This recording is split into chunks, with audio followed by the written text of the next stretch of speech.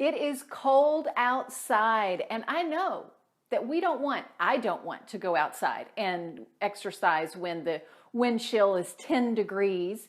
So we're going to set up a home gym. I'm going to show you my home gym in this series, and I'm going to give you the 10 do's and don'ts for setting up your own home gym.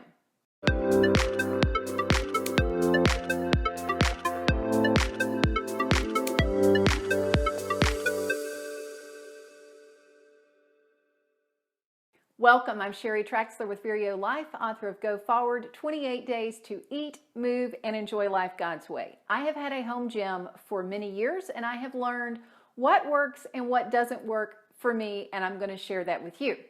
Number one, this is number one do, is have everything accessible. I have a step bench that I have had for years, and originally, because I like things to be neat and orderly, I kept this behind my filing cabinet.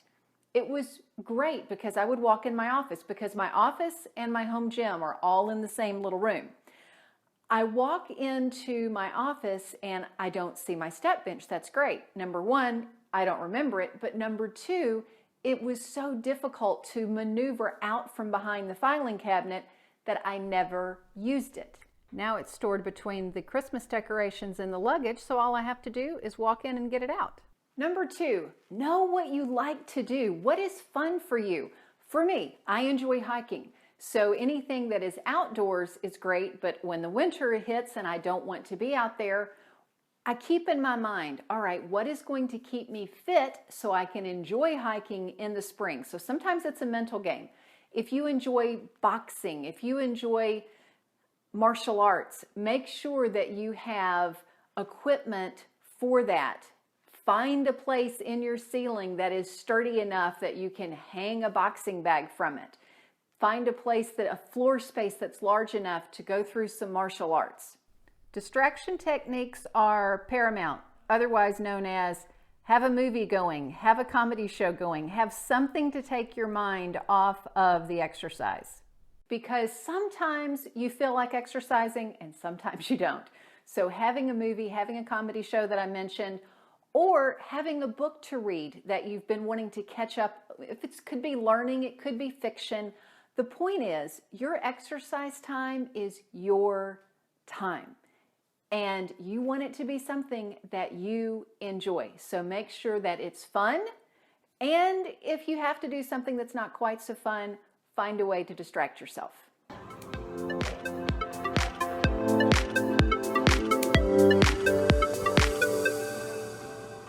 Number five, we've got to make sure that everything, at least in my house anyway, is organized.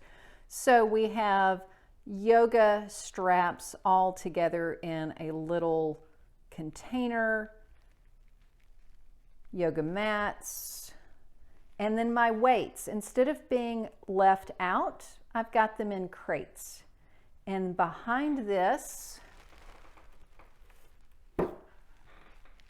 are my yoga blocks, that closet with my step bench, my balance ball, and underneath it to hold it in place is my Pilates ring.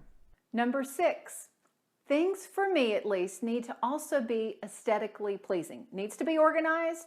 That's most important, but also it's something that's got to inspire me. It's got to be something that's pleasing to the eye. I have a client who they have a gym set up with barbells, everything, traditional gym. That's what inspires them. They have a room that they can dedicate to that. And it is something that when you walk in there, man, you feel inspired to lift and lift heavy. For me, that in my office, I would not enjoy looking at that. I want something that reminds me to be peaceful, to be mindful. So having everything in a natural crate, having out the yoga mats is a way to remind me to take a deep breath. Everything's going to be okay. Sometimes I'll even have a candle or so sitting on top of the old TV. Number 7 is super important. What is the space you have available? When I was in a little condo, I had a tiny, tiny office, and that was where I kept the step bench behind the filing cabinet. Now I have a bigger office. I have a little bit more space, certainly have more floor space to do yoga or martial arts when Doug and I want to practice martial arts. The question for you is, how much space do you have? Have a client who they wanted to add some boxing equipment and a weight bench, and they realized they had a huge, massive laundry room that had a lot of wasted stuff in it. So they cleaned out a lot and made it a laundry room / weight training room.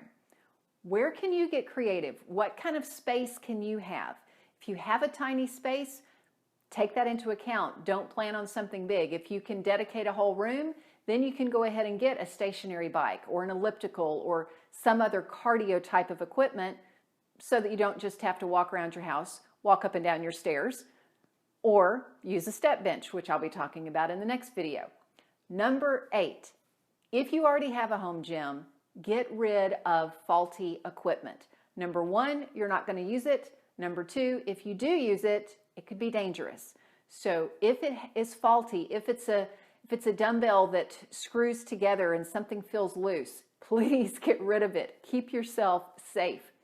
Number 9, get rid of equipment that you don't use. Let me pull something for you. This is a weighted ball for yoga. I've had it for years. I have 2 of them. I don't really use them. So I'm going to talk with you about them more in the next video, and then I may end up getting rid of them because they're just sitting there. Tip number 10 is get help. Make sure that you have a safe program, an effective program, and for heaven's sakes, make sure it's a fun program. Make sure that it's something that you enjoy, that you look forward to. As a little bonus tip with that, make sure that if you're wanting to exercise by yourself and have it to be quiet time, great. If you want it to be with family, I mentioned that Doug and I will sometimes do martial arts or stretching together. Make sure that you've got a space available for that. Get with a certified personal trainer. I am one. You can message me. We can talk through this virtually because we want your program to be something that you are enjoying, that you're going to do at home, that is going to be fun for you, that is going to be effective so that you can get out and have your adventures in the spring. Thanks so much for watching. Remember to subscribe and click that notification bell so that you don't miss any of these videos. Part 2 is coming up, showing you the specific equipment that I use and why. Until next time, find your path and fulfill your potential.